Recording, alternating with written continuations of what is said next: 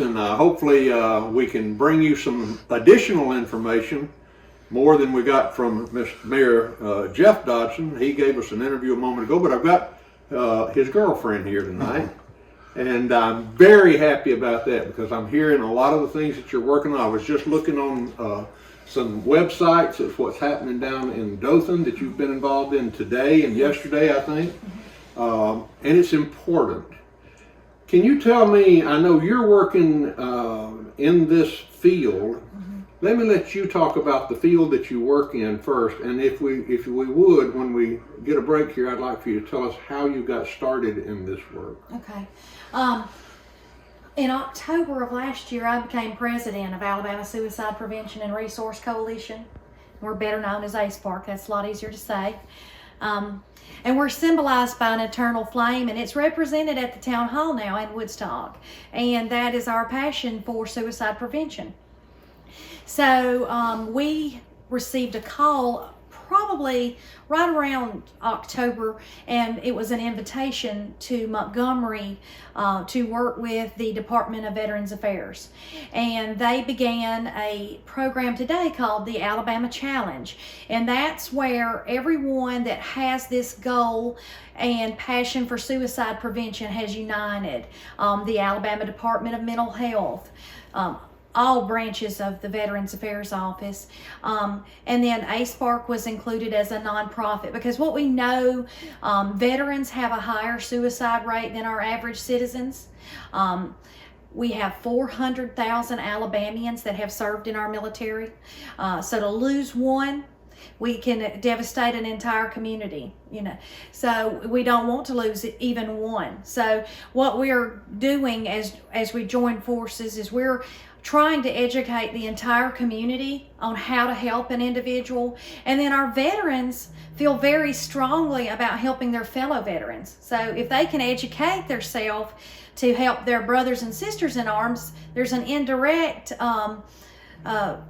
win out of that, or the fact that they help themselves. So what we do know is that 2 out of 3 veterans that we lose to suicide, we're not taking advantage of the services that they have available. So making them aware of what services that the VA provides for them, and then raising awareness about numbers, crisis centers, and then when someone becomes suicidal, there's an underlying issue: substance abuse, homelessness, finances. Depression is more than depression and sadness. It's why are they feeling this way? So getting those underlying issues treated is one way that we feel like we can reduce that.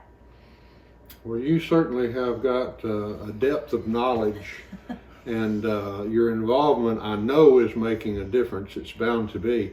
And I know you've got a real passion in this field. Can you tell how you got involved in this, and what caused you to be so involved and passionate about your work that you're doing? Yes.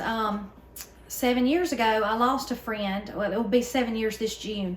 And I believed, like many people, that we don't talk about suicide. I felt like there's a lot of myths out there, and one of them is that we'd put that thought in their head. So, this conversation scared me and intimidated me. But what I found out after his loss, thankfully, I had people reach out to me and offer to help me. So I guess most people are aware his story, John B. McLemore, was featured in the S-Town podcast. So something that I didn't talk about was talked about by, I think now, in the 90 millions of downloads. So but thankfully, Katie with Alabama Suicide Prevention and Resource Coalition reached out to me and said, can we meet for a cup of coffee? She was the first person to tell me to forgive myself. If you don't know the warning signs and you don't know what to look for, and you haven't had the training, that's not, you don't know how to handle this situation. So she began that healing with me, and then she encouraged me to take the at-home study course.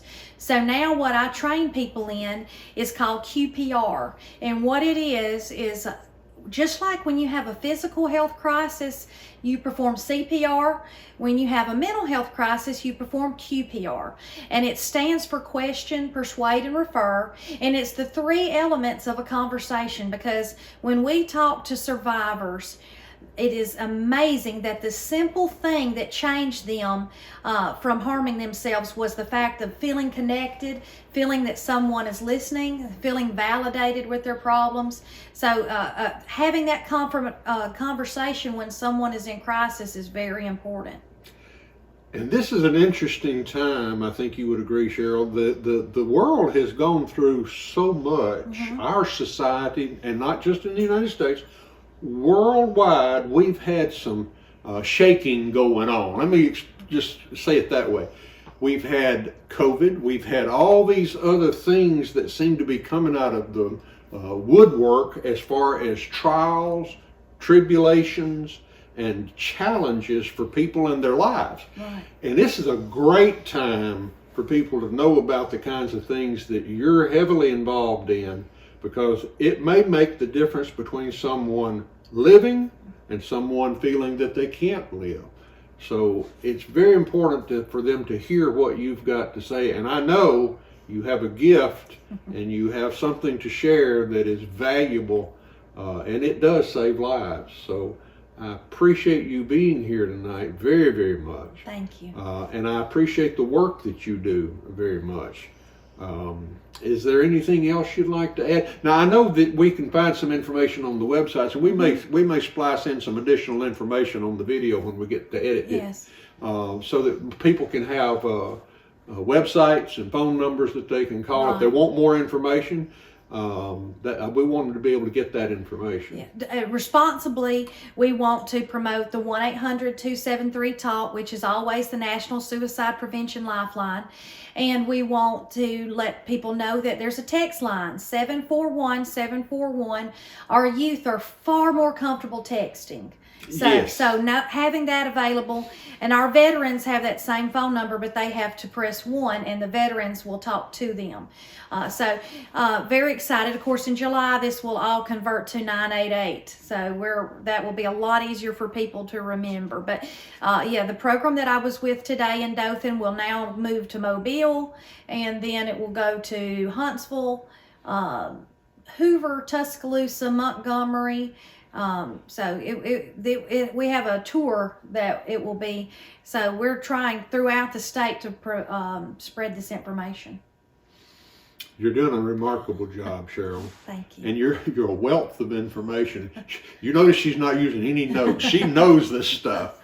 Well, thank you for stopping by and being with us tonight. I appreciate it very much, and I appreciate your work, and I appreciate the things you're doing in our community and the state.